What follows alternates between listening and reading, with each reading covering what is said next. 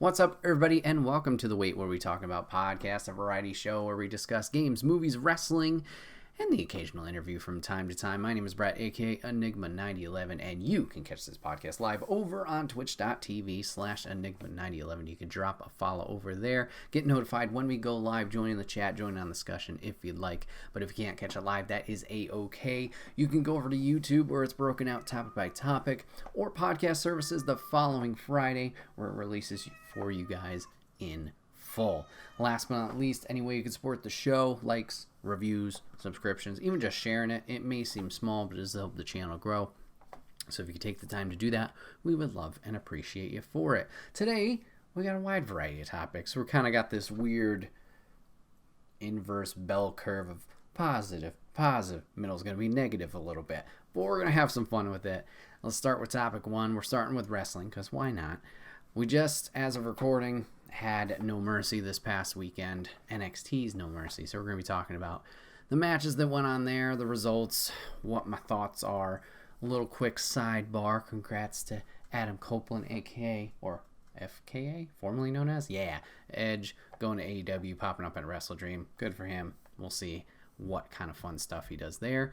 To all the negative people, I don't get you. To all the people really surprised, I also don't get you. He came out of retirement and was talking to AEW prior to his Royal Rumble return, if I recall correctly. I digress. Good for him. Exciting things. But let's talk about NXT. So NXT had No Mercy this past weekend, and we had some highs. We had some lows.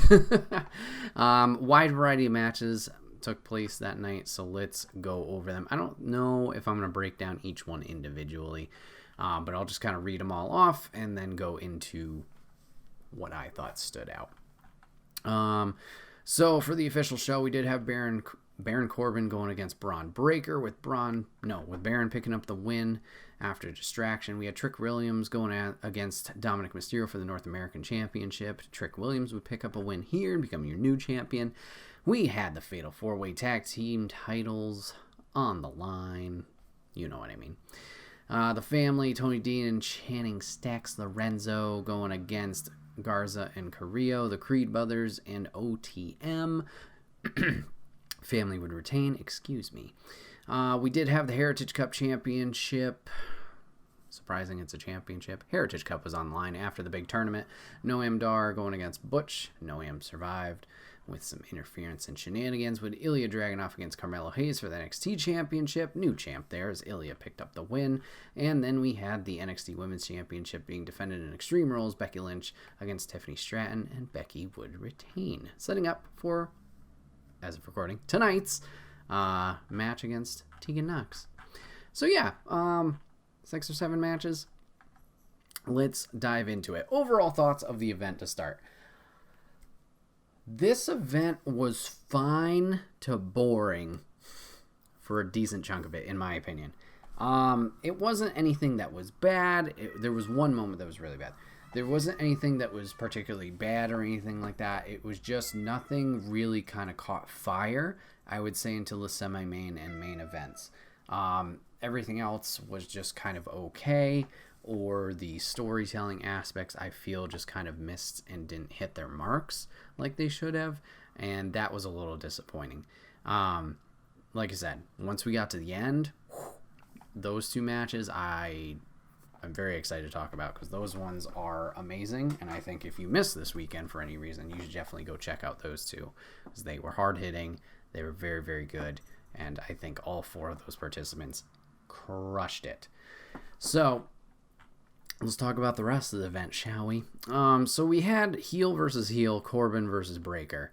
Not much to say about this one, to be honest. They went around the ring and the barricade area and just kind of beat each other up. There were some table spots. We had an Undertaker-esque type moment with Braun doing a whole Hulk Hogan, energy ramp-up type thing, like resurrection.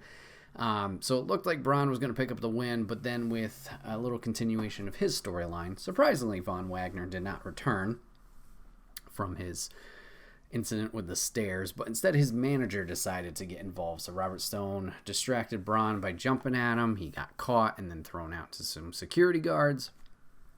Braun turned around and ate an end of days. So Baron picked up the win here. Cool, Corbin got a win. But yeah, I was kind of surprised. Like I said, it wasn't Vaughn that was the one that came in, made a return. Especially with the heel v heel dynamic. I thought maybe the face would return, beat them both up. I know that ends in a non-finish type deal. But I thought that would have been a nice thing to do, or at least would have got the crowd behind it. But whatever. So Baron wins here. I assume Breakker will continue his feud with Wagner. North American Championship. Okay, I will say this one was not awful. Surprisingly, Dom was by himself. No Rhea, no other Judgment Day members. Still played the, heel that he's going to be, running around, running away, cheating, things of that nature. But Trick's been picking up some steam for himself, and he did decent in this match. There were a few things that could have been a little cleaner, but the crowd for sure was behind him. That was nice to see, especially with NXT being only the Florida-based promotion for most of their time, except for these PLEs where they'll go to different towns. It's good to see that the reception is there for these guys. It's not... granted, we've had NXT, or at least this non-talent show iteration of NXT for quite some time. But it felt like the audience, especially with old call-ups, let's say, not that these guys are call-ups, but call-ups for other NXT superstars, the black and gold brand, you could bring them up to the main roster, and sometimes there would be little to no reaction on a week-to-week show. Granted, maybe that's the point. It's a week-to-week show, or that's why it was that way. While this is obviously an NXT-focused event, so obviously the NXT fans are going to go to that event. Maybe I just talked myself out of it. But regardless, very cool to see Trick, especially with his entrance. A lot of the crowd being into it and cheering him on during this match. That was good to see. It's good to see that he's getting over, and hopefully this can translate when anybody does make that jump to the main roster. I don't know. I'm sure the main roster superstars like Dom, like Baron, like Becky, like others, with that cross promotion that they're doing now, I'm sure that adds to it, kind of helps. Obviously, we've seen Trick and Carmella, I believe, on SmackDown recently in the past month or two, along with some other NXT people. So they're trying to do more of this weaving of the web, still keeping the brands separate, which I appreciate personally. I know, obviously, you could say, like, oh, well, Dom's got the title. Well, yeah, I get that. But weaving it so there is a little bit of, not a grace period, a better transition instead of just like, you're only this, and then you're brand spanking new here where there's no momentum, unless obviously the people who are really digesting everything know. Like, the Rumble's a little different because the Rumble, it's a big four. That's kind of your hardcore audience that goes to those things. When people from Black and Gold would show up in the Rumble, like, they'd get good receptions. Like, look at Ty Dillinger for a big one. But then they go to the main roster and then nothing from there. So I think this kind of fluidity between main rosters going down, whether it was through the draft like Corbin and the free agency, or Dom and Becky kind of just working themselves into these storylines and doing that to work with these guys and bring some more eyes and viewers down there. I think it's working. Obviously, it's kind of also semi-dream match type stuff. I know, obviously, NXT is still under the WWE umbrella, but adds that a little flair, or has that factor to it, so that's nice.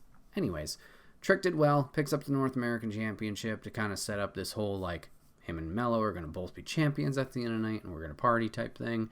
I wonder if Dom's done with on NXT, or if he'll continue working with those guys down there and try and reclaim that. I guess biggest surprise factor to me here was, once again, no Judgment Day. Just kind of flying solo. Dragon Lee was special guest ref here. Didn't really matter except for one super kick where he got knocked out. That was really the only thing for him there. But nothing turned out of it. All right, let's talk about the worst match of the night. And this is just... It wasn't anything bad in terms of the talent per se. Question mark, maybe. So we're talking about the Fatal 4-Way for the tag titles. So the family's been here in NXT for a while. Creed's crushing it. Garza and Carrillo obviously have been a main roster. They've been around for many years. They're doing this rerun through NXT, through free agency, I believe. They have a new character look. The story's a little kooky, but the new look is cool. They did great in ring. Good to see them get the time. OTM. Was it Lucian Price and... Oh boy, what's the other guy's name? Hold on 1 second. Lucian Price and Bronco Nima. Okay. Now, I don't watch NXT week to week. Don't have cable. So when it comes out on Thursday on Peacock, I'm like, I've already seen the results. Occasionally I'll watch it. But I haven't seen OTM yet. They're managed by Reggie. Oh, sorry. Scripps. This is the first time I'm seeing them. Obviously, they're getting a monster push. They just arrived within the past month, and they're already being at the PLE. They're big dudes, okay? Big dudes, jacked. They have like a Grand Theft Auto San Andreas type gimmick. At least that's what all their video wall effects would tell you. And they rode bikes in, kind of like Camacho and Hunico did back in the day, before Hunico became Sin Cara. I don't get it. They looked a little goofy having the big dudes just walking down these bikes. I don't know. They did okay. The big thing that was like red flag in this. Now, there's some criticisms to this, which we'll get to. So the match is going on. Everything's going fine. Tony D is tagged in, or is already in there. He's going to double German suplex? Yeah. Double German two individuals. Could I tell you who they were? No, I think it was Garza and Carrillo. I don't know. He goes to do that. He lifts them up slightly, I think, and his knee buckles, and he goes down hard. Now, when watching this, it looked like his knee tweaked off to the side. In watching the replay, I didn't see that, so I don't know if it was just in the moment, oh my god, like, whatever. So, knee tweaks, he crumbles, and he grabs it immediately and is kind of screaming his head off, or in pain. Garza jumps on him to continue the attack. Well, he goes after him to continue the attack. The referee jumps on him to be like, whoa, and like stop it and check up on him. So we're like, uh-oh, this is a legit injury. That's not good. What do we do here? And that's exactly what everyone else in the ring did. Everyone was deer in the headlights of like, what do we do? Okay, now let's continue down this path for a moment. Totally fine. Okay. Injuries happen. You need, that's especially with 8 people in a tag team, multi-man team thing. That's rough because now it's like, oh fuck, now we got to re-improvise everything for the remaining 7 that are here and somehow maybe still get to the end result unless we hear from the backstage and the referee like, hey, we're going to change something, right? So I get that. Little awkward. The only ones who have obviously the more experience, or the people who have the most experience here, Garza and Carrillo, just because the main roster stuff or whatever. Everyone though stood in frickin' headlights. Surprisingly, the Creed stepped up and got in the ring and started like jaw-jacking with Garza and Carrillo, and then Stax finally came in and like started beating up somebody, and then the match continued from there. Little awkward, but I get it. Let's put we're going to continue this train of thought, right? Okay, so Tony D's injured. That's the storyline we're on right now, or perception we have. Match continues. They get back on track. Everything's going fine. Creed's being fantastic. At some point, the big return happens. Tony D comes back out. He's got his pants torn, so his leg is exposed, and then he's got a knee brace and tape on. And you're like, oh, this was just a storyline injury? He gets back in there. Well, you're really questioning, I guess this is storyline, which I would hope so, because that seems like a very big legal issue if they just throw him back in there while he was legit hurt. So he gets back in there. OTM hit him with this like power slam thingy. Yeah. But he kicks out. They fight back. There was a giant 4-post superplexes, like 4 at the same time. That was cool. But anyways, family eventually picks up the win here. So, remember that little storyline train of thought I said we were on? Like, oh my God, Tony D totally injured, right? So that would explain everybody freezing.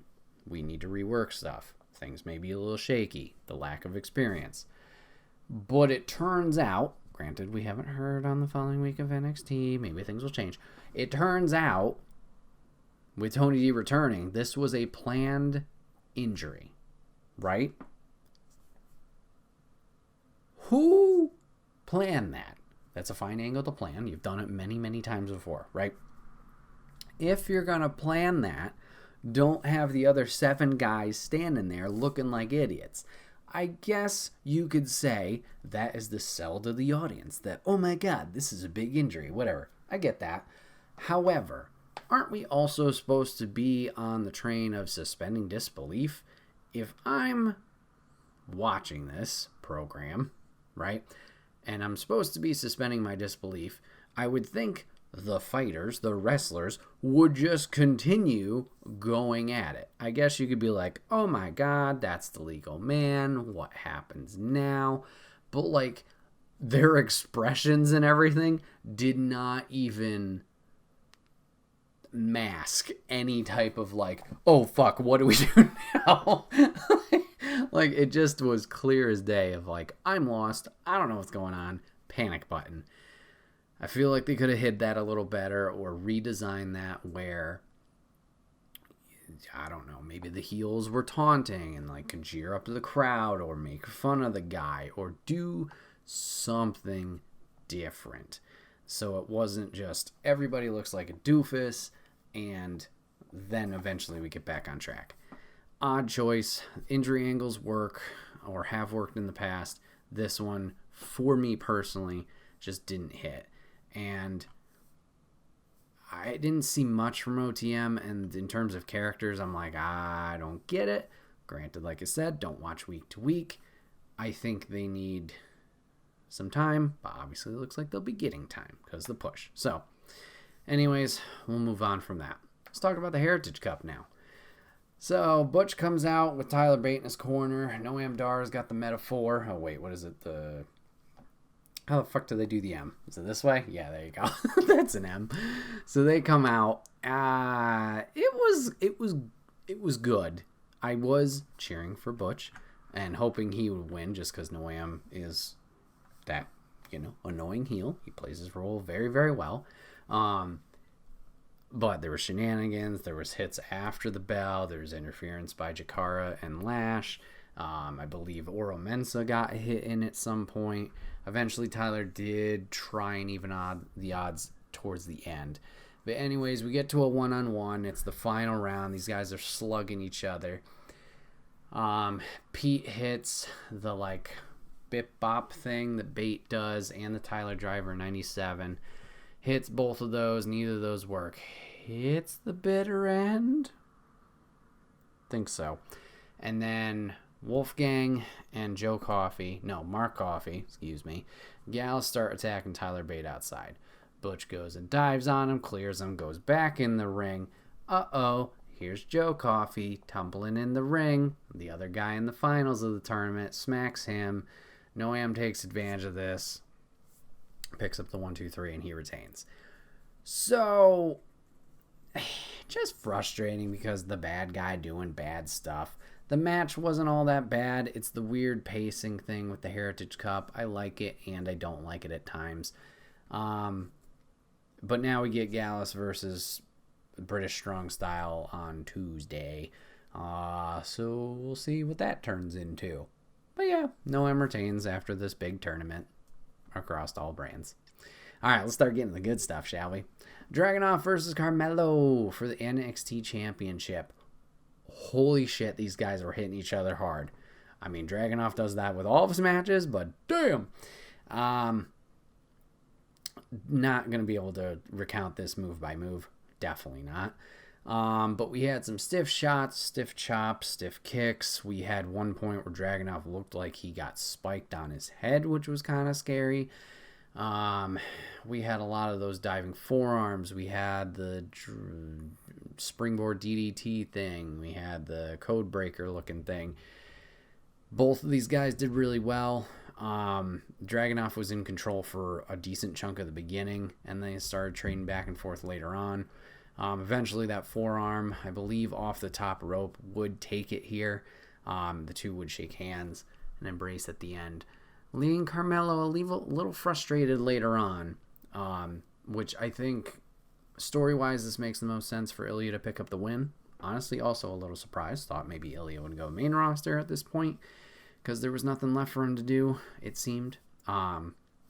But all in all, this makes more sense with now we can get a little bit more tension as we saw at the very end of the night between Mello and Trick, as Mello kind of eyed up his North American Championship that Trick now has, and we can start kind of, not that I want them to break up, but that seems to be the way they're going, sets up that next story there.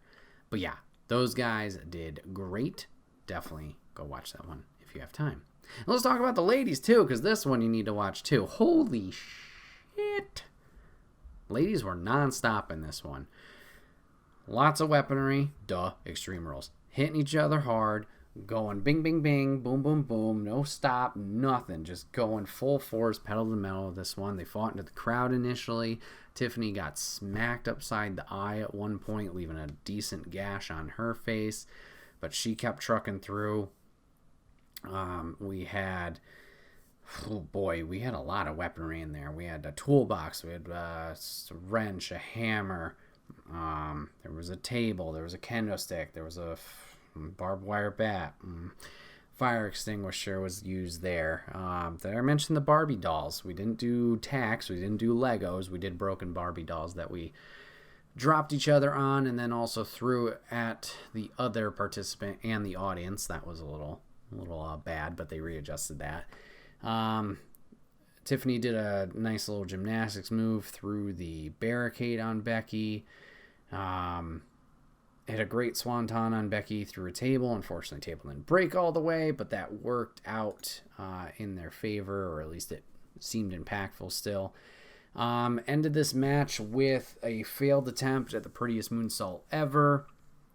Landed on some chairs that were stacked up, and then followed up by a manhandle slam on the chairs as well. Becky would retain here, but honestly, both of these ladies did a great job. Both of them winners. And Tegan was there the whole time to go, yeah, cheer on. Hopefully we can keep the push for Tegan going here and build her up.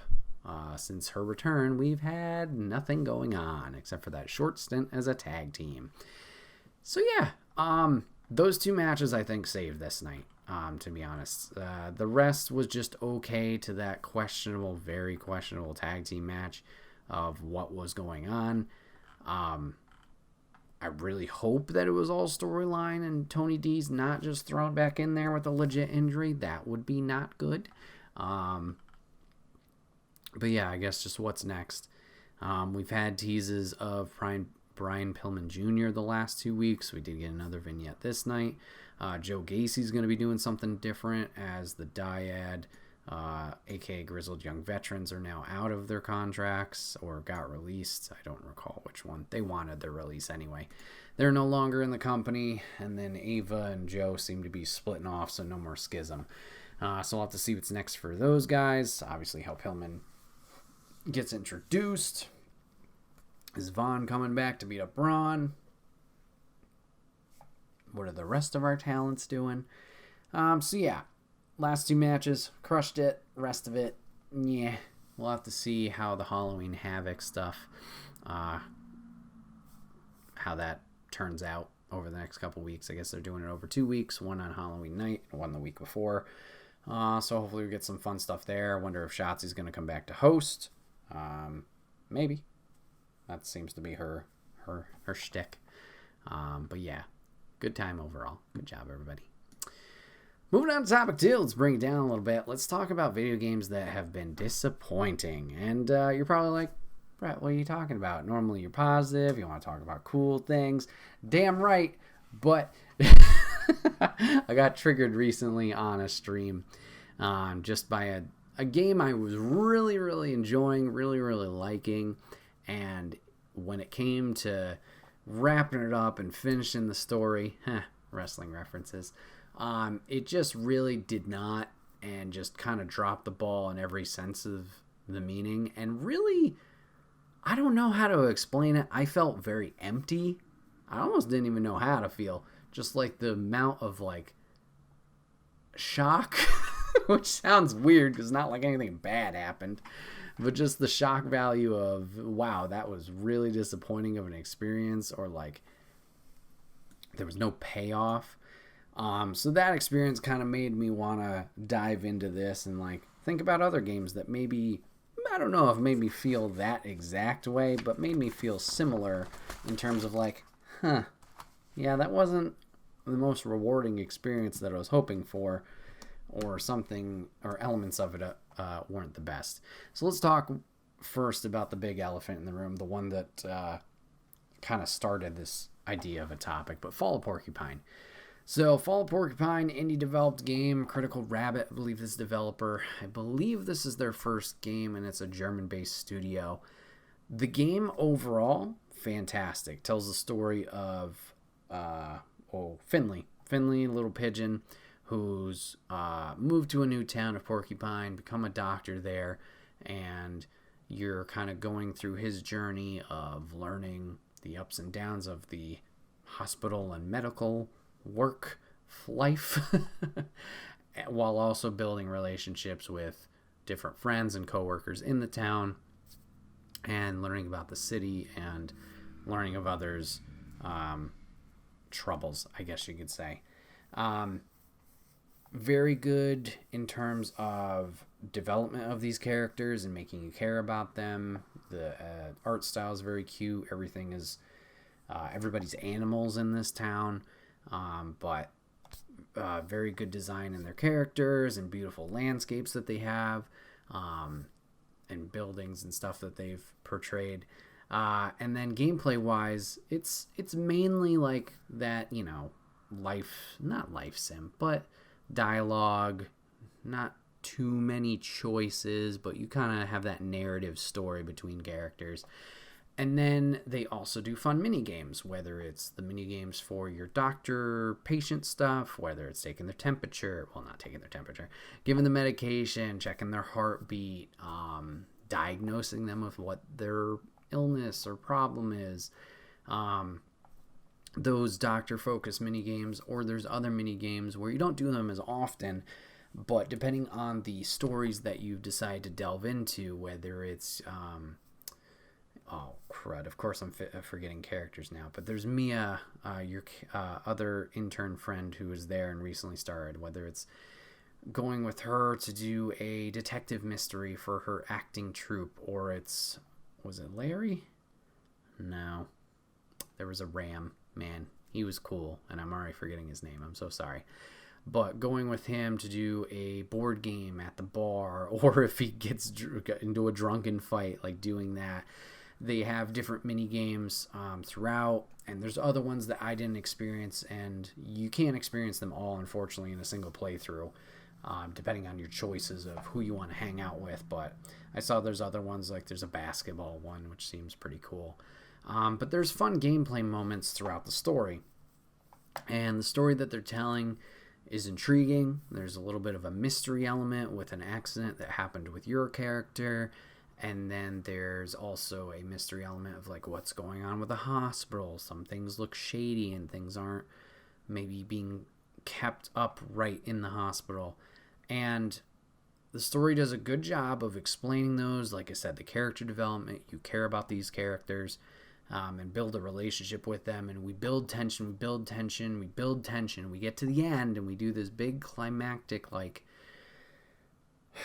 warding off the evil or trying to fend it off, and then you get to that, and you've beaten it, and then there's no ending. No to little ending.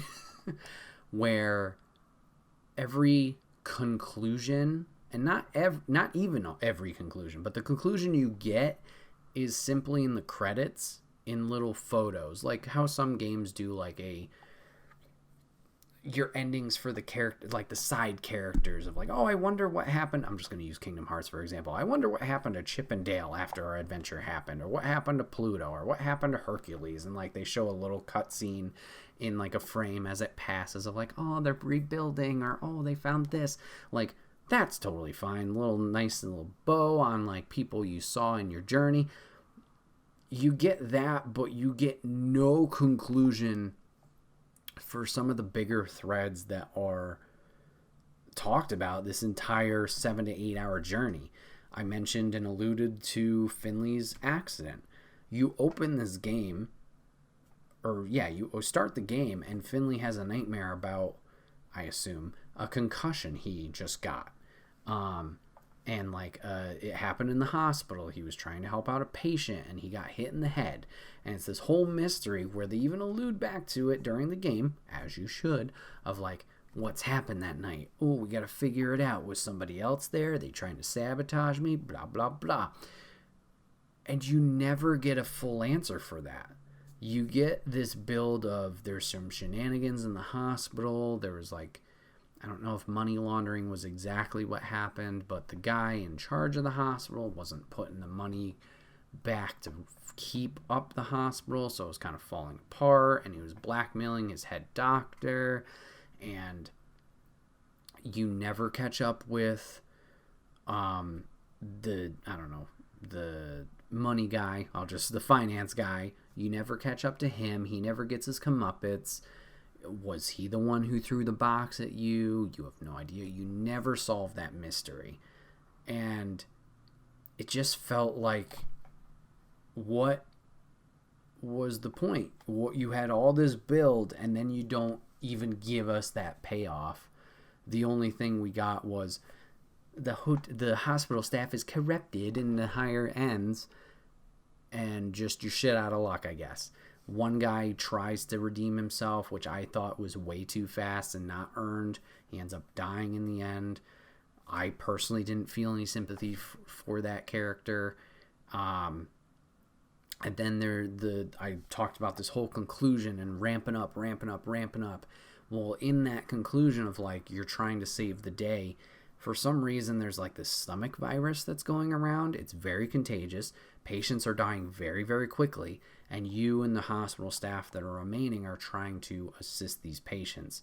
Well, you're doing that, and then you get to the end of it, and it's like, whew, great, and the story ends there. You never learn even what that is. Like, what caused the disease?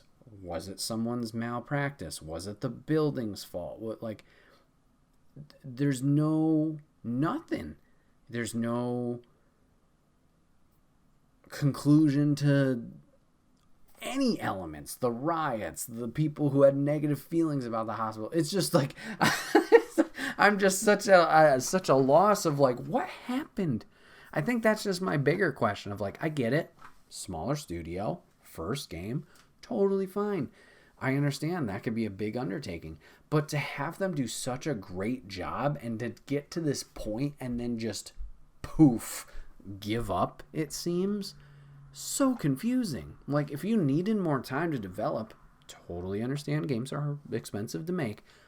Take the time to do that. Or don't tell those stories, I guess. Like, do something different.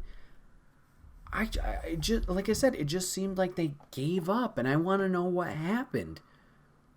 Did they just give up? Did they, like, the studio still seems strong. Like, did someone leave the team? Then it puts a bad taste in my mouth, and, like, I'm sure that's not what they wanted, because that could have been an amazing game that came out this year, but then leaving it the way it is, it like tarnishes the rest of it seems, or feels that way. And it's like, I'm not excited for what that studio's making now. I definitely would have been if there was a decent conclusion of this game of like, wow, Critical Rabbit, they crushed it. They hit it out of the park, but then just nothing. So, oof. Yeah, that was the one that kind of spurred this topic.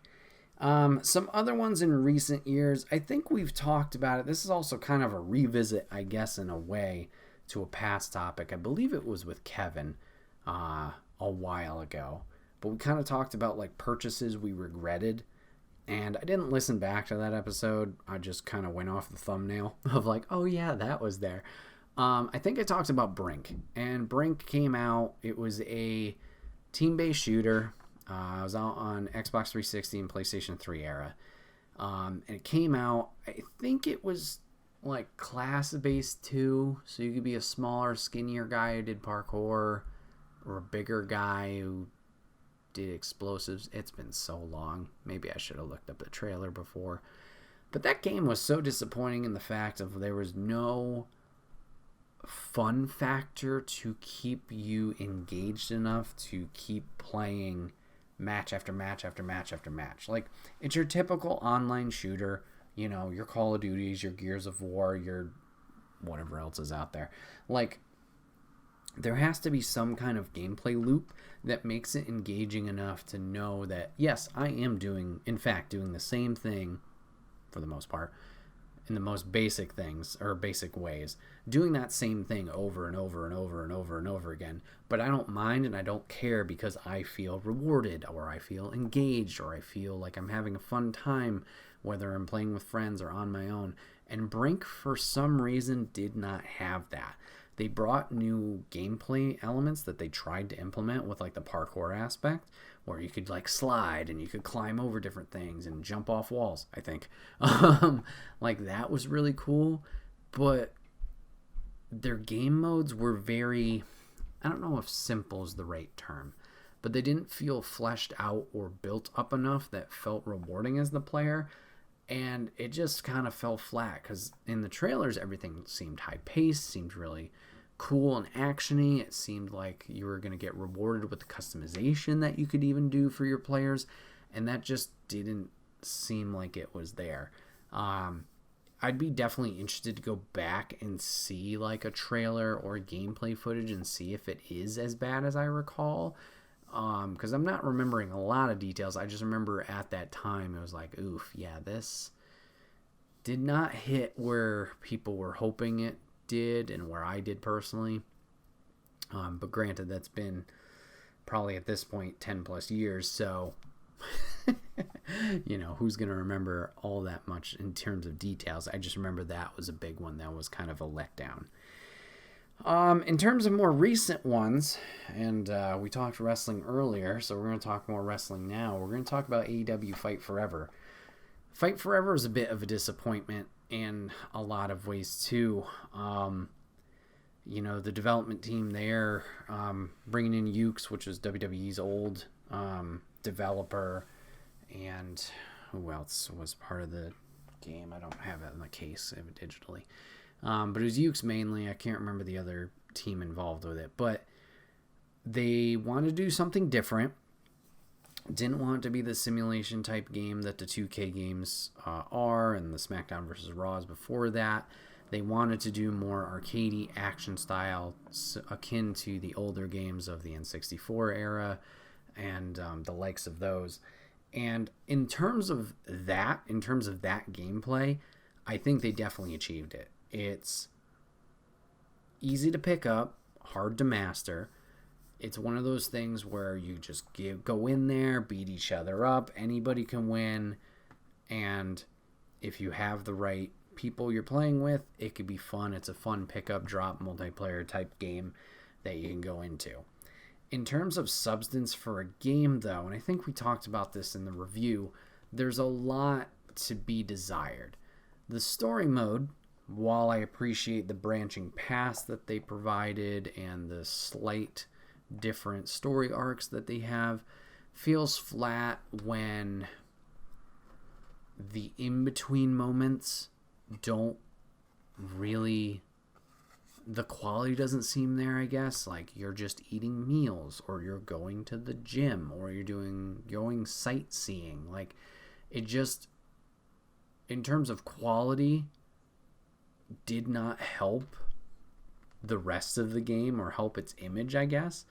And it felt like the time that was put into that could have been put into other aspects to maybe build up the presentation that they were trying to do, or the fun factor. So the story mode felt a little flat, and unfortunately that is the mode you need to play kind of consistently to get the mini games available and unlocked to you. And for it not to be fun isn't great, because then obviously you have other modes locked behind that, and it feels more like a chore instead of something you want to do or have the opportunity to do.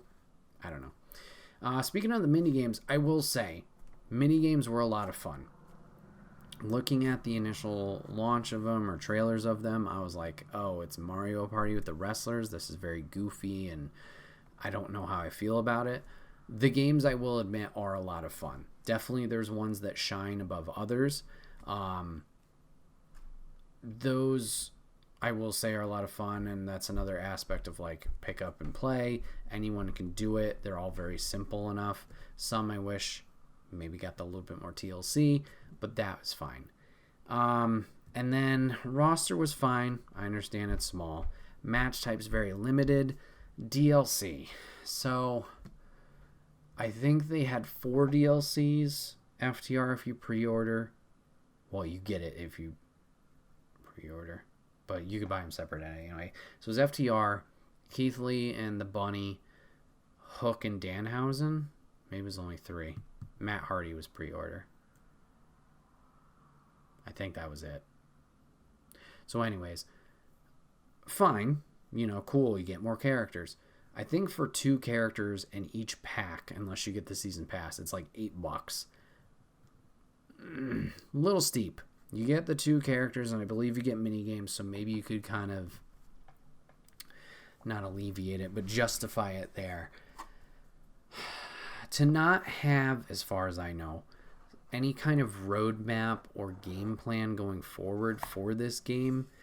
They were touting beforehand how like it's going to get more updates as it goes. It's not going to be a yearly release type thing. Like, it's going to be kind of a games of service. They're going to constantly put up content and new stuff for it. To not know what they are planning to do to either improve or add to this game, it just doesn't give me hope or make me want to invest time into it, knowing that the TLC is not being put behind the game. And it's really unfortunate, because it had potential to be very good. And like I said, gameplay-wise, great. There's certain things that I don't really connect with a lot, like in terms of like a small thing, the pin system. It's just a button masher, which is fine and can be fun, but not have any meter or any visual component to let you know, like, I'm about to kick out or not, sucks. And everything just being up to RNG, random chance, it's going to lose its fun for a while. Like, at least if we're going to stick with arcadey style, like WWE All-Stars had the same button mash mechanic for kickouts.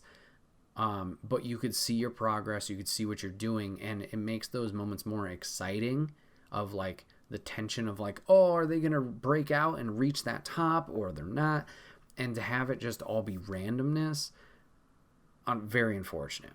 Now, I will say one plus, or another plus, is they did experiment, similar to the game style, but they did experiment and make the Stadium Stampede mode. The big Battle Royale mode where you can pick a fighter, pick a wrestler, all go in there and duke it out and try and be the last wrestler standing. Fun concept, fun for them to do that, especially with AEW doing that. And you go balls to the wall, just throw them in the football stadium. You get a wide variety of weapons, go anywhere, as far as I know, as the circle encloses, and battle it out there. Seemed like it was a separate download from the game. I personally have not played it, so I don't know how it plays in terms of connectivity and fluidity, and like, are there even enough people playing it? I'd like to try it out eventually to see how fun it is. But yeah, just knowing how the rest of the game feels, it's not super enticing to go back into it. Like I said, a lot of aspects of this game, very, very good. I like that they tried something different. It was arcadey. I like the TLC and the care that they put into the Create a Wrestler mode, even if it's limited. I like the plethora of effects and music that they have in there. Unlockables could have been a little deeper, but they have those. I'm sure they've added more. They had a few costumes available at launch. Hopefully they've added more since. But yeah, that one had so much potential going for it, and to have it kind of fall flat after paying a $60 value where it did not feel like that, a little disappointing. Let's talk about fighting games. Let's talk about Marvel Infinite. Talk about the most hype and excitement the FGC felt for a while. Granted, we're kind of eating as fighting game fans right now with Street Fighter 6 and, Tekken 8 and Mortal Kombat 1. Like, we're doing good. But for the time, not that we were starving, but Marvel vs. Capcom was a series that fighting game community has been wanting back for years and years and years. The hype of Marvel vs. Capcom 2, Marvel vs. Capcom 3 with its hits and misses to lead to Ultimate Marvel 3. We were in this big giant drought. We didn't know the fate of the other Marvel games, historic and not. You could get it on a digital front for a little while, and then it got wiped. So everything just raised in value, physical based. If you had it, you had it. If you didn't, you're kind of shit out of luck. And then we got this announcement for Marvel vs. Capcom Infinite, and man, the excitement for that, seeing it kind of go back to its roots, be a little bit more 2v2 instead of the 3 characters, getting the Infinity Stones back to like War of the Gems, and having solid combos and gameplay got everybody excited. And then what happened? Everything looked awful. Character models didn't look great. The roster itself was very limited, and it just didn't have the amount of content that people were wanting. Gameplay-wise, game mechanic-wise, fantastic. Absolutely fantastic. I think gameplay, the combos you could do, the movesets that the characters had, great. Seeing people build those strings of hit, whatever crazy combos they were doing was a lot of fun. It was just, unfortunately, nobody wanted to play it because the roster was not that deep and there weren't enough interesting characters for people that they wanted to play. They tried to make it way too much MCU tie-in, which I get. You want to market those, duh. And that could have had the opportunity for a lot more newer characters that were fun, but they just didn't. I don't know if it was the amount of players that they got or the copies sold, but they didn't add anybody that really struck a nerve in terms of DLC of like, oh my god, we need to play this. And with the limited launch roster of, was it like 12, 16? It was a very small roster in comparison to older titles.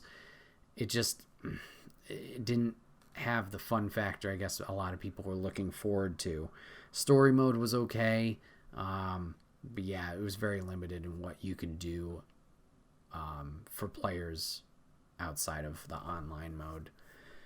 So yeah, that was a little sad, and now there's a franchise that's kind of been dead in the water after that unfortunate miss.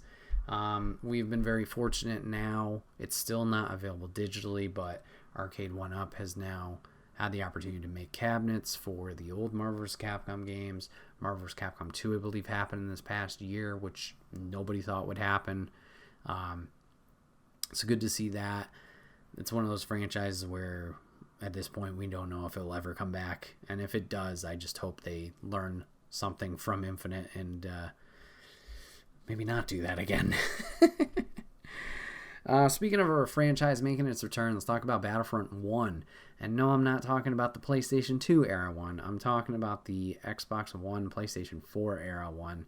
The EA Battlefronts. I will say, they definitely did learn from Battlefront 1. And Battlefront 2 made a lot of good, healthy improvements. It never struck the magic and the... I guess galore of the original Battlefronts 1 and 2 from LucasArts, and those guys from the first time. But Battlefront 1, talk about so much potential and then just no fun, or a limited fun to be had with it. You had bigger battlefields, you had the vehicle battles, or at least the enhanced type feeling of the vehicle battles. Everything looked gorgeous graphically and showed so much promise in terms of like scale, and there was nothing that really caught everyone's attention in terms of like, yeah, this is really fun, this is the Battlefront we wanted and we missed.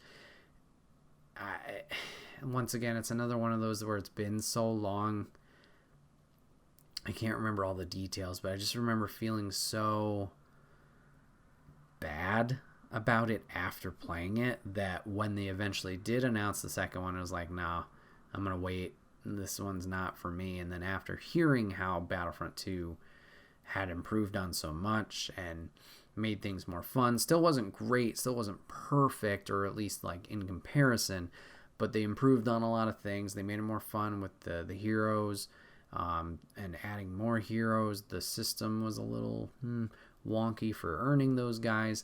But they just expanded on stuff. I think they brought space battles back too, which was missing from the first one.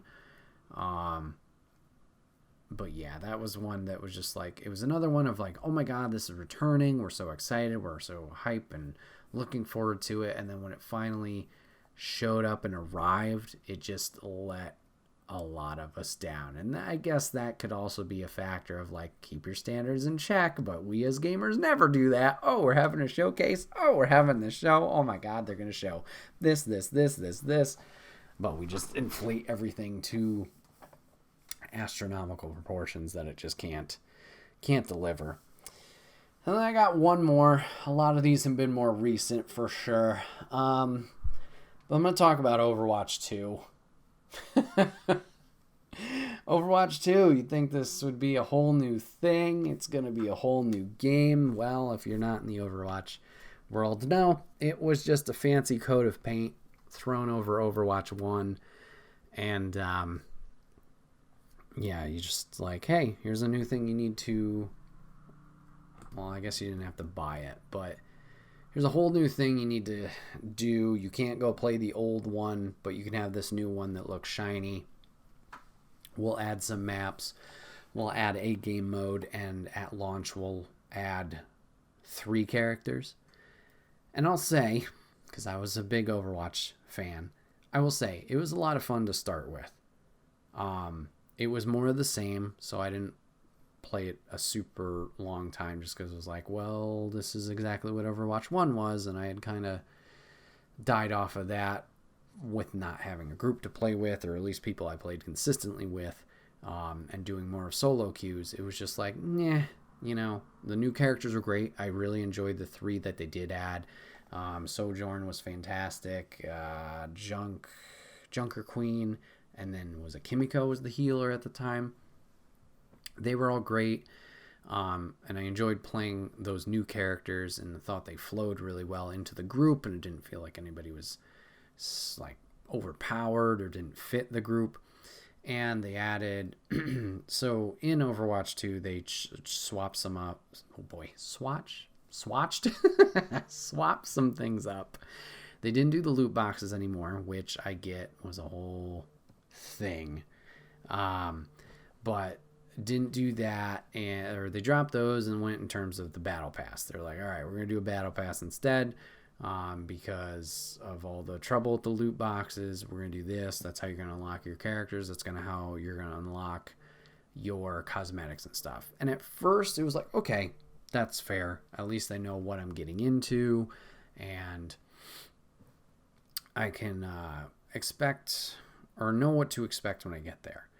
However, the battle passes were very, just nothing interesting, nothing that really rang any kind of interest in terms of like unlocks for characters, whether it was skins or cosmetics or I don't know, emotes and stuff like that. It was mainly like sprays, or the things that they did give you were just kind of bland, and they tucked all the interesting stuff or good content away in like their store. So you pay money to get the items and then you go from there. And it was like, wow, kind of wish we didn't ditch the loot box system, because at least there it was a random chance. I could get any of these things. I could get something really rare in like the mythical skins, or I could just get a little spray. Yeah, you know, it is what it is. At least with that random element, you felt like you had a chance. With this, there was nothing enticing, and the progress took forever to get through battle passes. So if you wanted to unlock a character at level, I don't remember what it was, 50, you have to play a majority, like, put so many hours into it just to unlock the new character during that season. I think you could go back and unlock the other characters that you might have missed during past seasons that maybe you didn't play or didn't make it as far in, but it was just more hectic than it needed to be. And I would say the biggest disappointment, and this is what caused me to kind of drop off of Overwatch in general and just uninstall it and was like, no, I'm done, is when they first announced Overwatch 2, Blizzard said, okay, we're going to do the rehash of the multiplayer, we're going to do new servers, the new graphics, everything that they did. But we're also going to be launching single-player content. Overwatch has a lot of lore with their characters and the story we've been trying to tell with the little cooperative events in Overwatch 1. And we're going to build and expand on that and make a single-player experience where it's like player versus environment. You still play with your friends and do missions and whatnot. And I was like, oh, great. This sounds exactly like what I want. It would have been a separate purchase, as the multiplayer aspect was free to play. And we're building. And then eventually Blizzard just comes out and they're saying, nope, we're not doing single player content anymore. But here's these online events that is essentially that single player content, it seems. But yeah, we're just going to give up on that whole story thing that we said we were going to do, and all those, I guess, promises you could say that they were leading up with Overwatch 2. It's just like, oh, all right, thanks. Fuck me, I guess. Just like, it felt such like a trash move, and Blizzard themselves, not the whole company, but certain individuals in Blizzard have just been trash these past couple of years and for many years, as that studio needs a cleanse, it seems, of certain clientele. And just to have this, it's like, oh, all right, another scummy move from you guys. Cool, great. So yeah, just a bit of a disappointment there. So yeah, I don't know, just some games that came to mind while I was in this headspace. Let's pick it back up, though, in terms of positivity. Let's go to topic 3. Probably a short one. But I finally watched Pulp Fiction, everybody. Wow, cult classic. Pulp Fiction came out, I don't remember, 19-something. 90s. Finally gave it a try. It's been on the queue, the watch list for a while, but Lady and I watched it Saturday? Yeah, I think so. I don't know. Watched it this weekend. And I know I said this was going to be more positive. I had a great time with it. It was a good movie. I really enjoyed it. I'm confused why it's so popular. I'm going to be honest.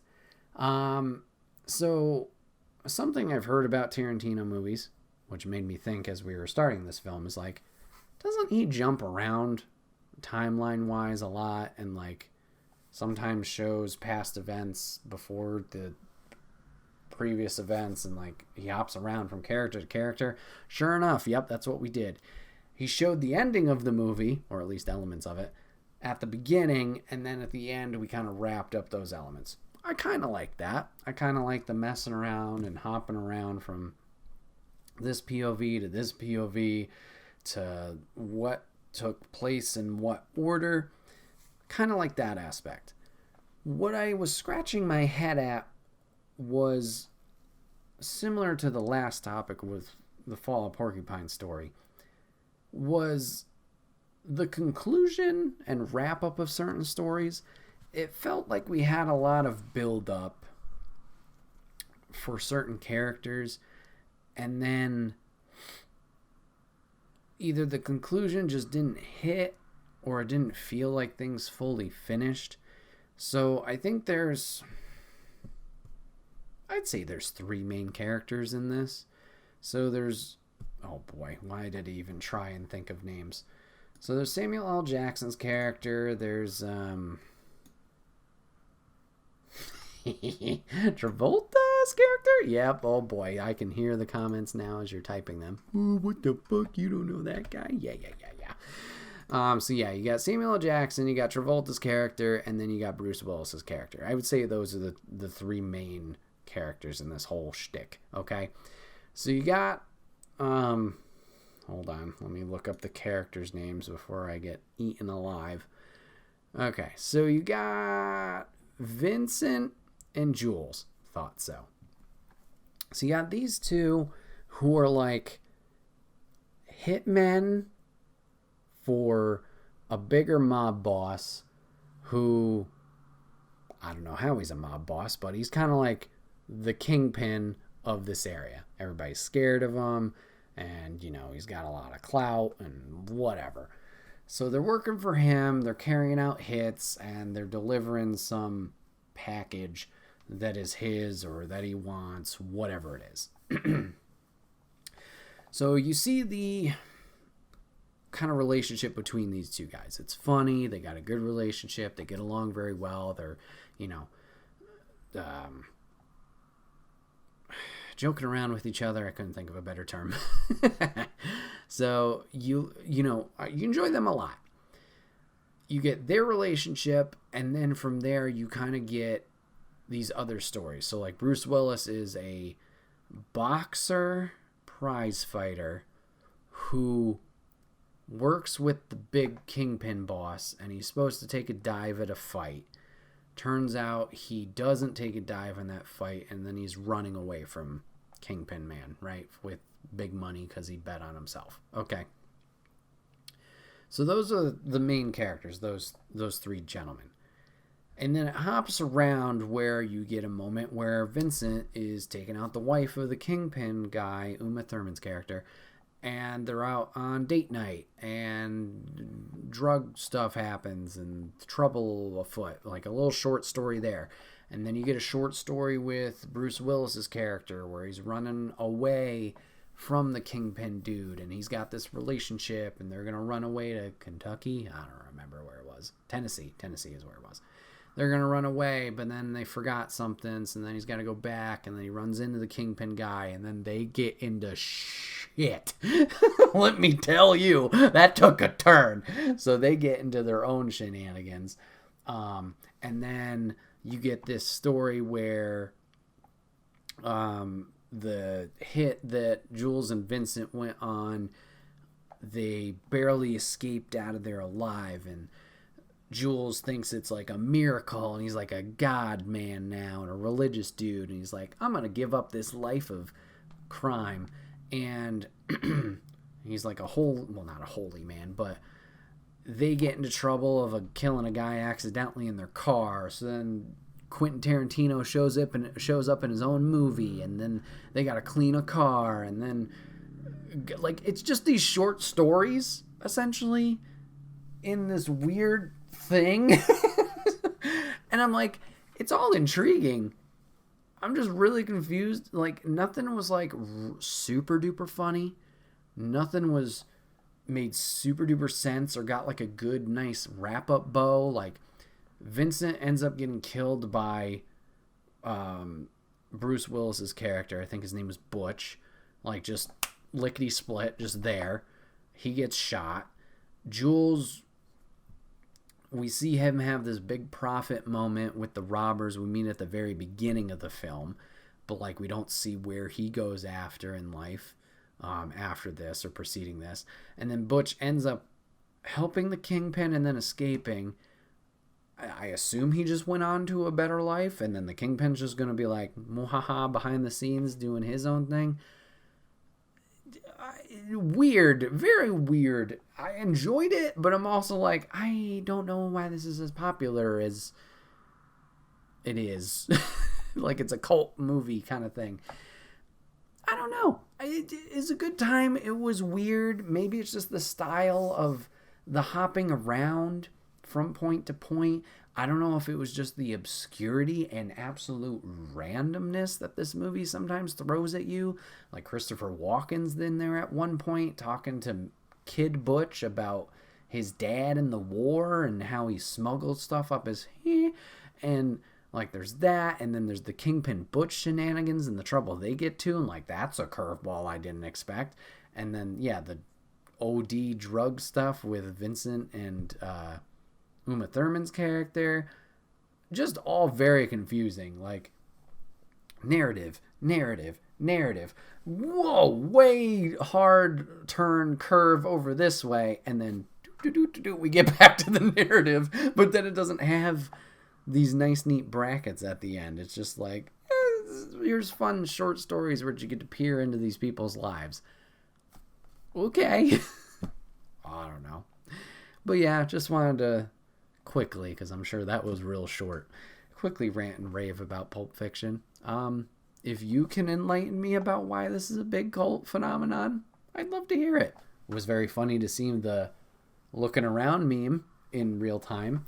That was fun. But yeah, I mean, glad I watched it. I just don't get it. I just don't get it. I don't know. But everybody, this has been another episode of the Wait, What Are We Talking About podcast. My name is Bret, aka Enigma9011, and you can catch this podcast live over on twitch.tv/Enigma9011. You can drop a follow over there. You'll get notified when we go live. You can join the chat, join in on the conversation, and join in on the fun. But if you can't catch it live, that's A-OK. It is put over on YouTube and broken up topic by topic and put as one big video and MP3 as well on podcast services the very next Friday. But if you can't, did that. If you want to support, any way you can support the show, likes, subscriptions, reviews, shares, anything like that. Anything you could do, it may seem small, but it does help the channel grow. We would love and appreciate you for it. Appreciate you guys hanging out with me today. Hope you guys enjoyed the topics. Thanks for watching. Thanks for listening. I'll see you guys on the next one. Take care.